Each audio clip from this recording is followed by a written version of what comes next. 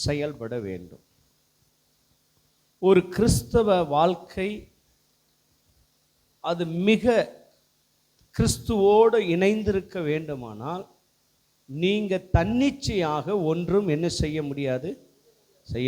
அது ஜெபமாக இருக்கட்டும், சபை கூடுகிறதா இருக்கட்டும், கடவுள் மேல் வைக்கிற விசுவாசமாக இருக்கட்டும், எந்த ஒரு காரியமாக இருந்தாலும் பரிசுத்த ஆவியானவர் இருந்தால் மட்டும்தான் நீங்களும் நானும் செயல்படவே முடியும்.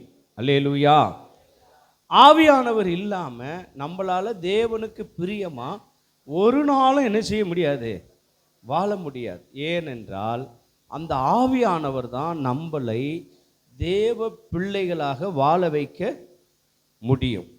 இல்லாமல் ஒரு நாளும் என்ன செய்ய முடியாது, வாழ வைக்க முடியாது, வாழவும் முடியாது. ஏன்னா இந்த உலகம் பிசாசின் கைகளில் இருக்கிறது. இந்த உலகத்துக்கு அதிபதி யாருன்னா பிசாசு. இயேசுவே அதை நிறைய முறை சொல்கிறத நம்ம பார்த்துருக்கிறோம். இதோ இந்த உலகத்தின் அதிபதி வரும் அப்படின்னா இந்த உலகத்தின் அதிபதி அவன்தான். இயேசு கிறிஸ்து உபவாசம் எடுத்துட்டு வரும் பொழுது அவன்தான் இயேசுவை போய் சோதிக்கும்படியாக உயர்ந்த மலையில் கொண்டு போய், நீ என்னை பணிந்து கொள், இந்த உலகத்தை நான் என்ன செய்கிறேன் உனக்கு தருகிறேன்னு சொன்னான். அப்போ உலகம் தருகிறேன்னு சொன்னால் அப்போ அது அவங்க கையில் தான் இருக்கு. அப்போ இந்த உலகத்தில் நாம் இந்த உலகத்தை ஜெயிக்க வேண்டும் என்று சொன்னால் பரிசுத்த ஆவியானவர் நம்மோடு கூட என்ன செய்யணும், இருக்கணும். பரிசுத்த ஆவியானவர் நம்மோடு கூட இருக்கணும். நாம் பரிசுத்த ஆவியானவரோட இணைந்திருக்கணும். ஆவியானவரோடு ஒவ்வொரு நாளும் நம்ம என்ன செய்ய ஆரம்பிக்கணும்னா பேச ஆரம்பிக்கணும். ஏதோ திருச்சபைக்கு வந்து இந்த ஒரு மணி நேரத்தில் ஆராதனை நிரம்பி அந்நிய பாஷையை பேசி ஆவியில் நிரம்புறது விஷயம் அல்ல.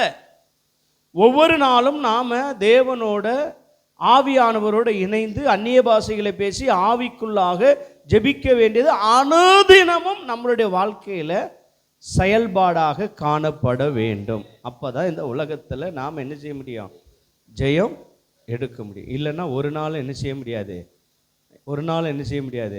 ஆமாம், அந்நிய பாஷையில் ஒவ்வொரு நாளும் நாம் என்ன செய்யணும், பேசணும். நம்மளுடைய வீடுகளில் கூடுமான அளவுக்கு ஆவியானவரோடு நிரம்பி, நீங்கள் ஆவியானவரோட கூட டீஃபாக நெருங்க ஆரம்பிச்சிட்டிங்கனால ஆட்டோமேட்டிக்காகவே உங்களுடைய வாய்கள் என்ன செய்யும், ஆவியானவரோடு பேச ஆரம்பிச்சிடும். பாத்திரம் தேய்ச்சிங்கனாலோ, துணி துவைச்சிங்கனாலோ, சமைச்சிங்கனாலோ, வீட்டை கூட்டினாலும், துணி மடித்தாலும், என்ன செய்தாலும் நாம் வேலை ஒன்று செஞ்சுக்கிட்டு ஆவியானவரோடு ட்ராவல் பண்ணிக்கிட்டு அவரோட பேசிக்கிட்டு இருக்க முடியும். நம்ம இருதயத்தில் அது ஒரு பெரிய மகிழ்ச்சியாக இருக்கும். அனுபவிக்கிறவங்க அதை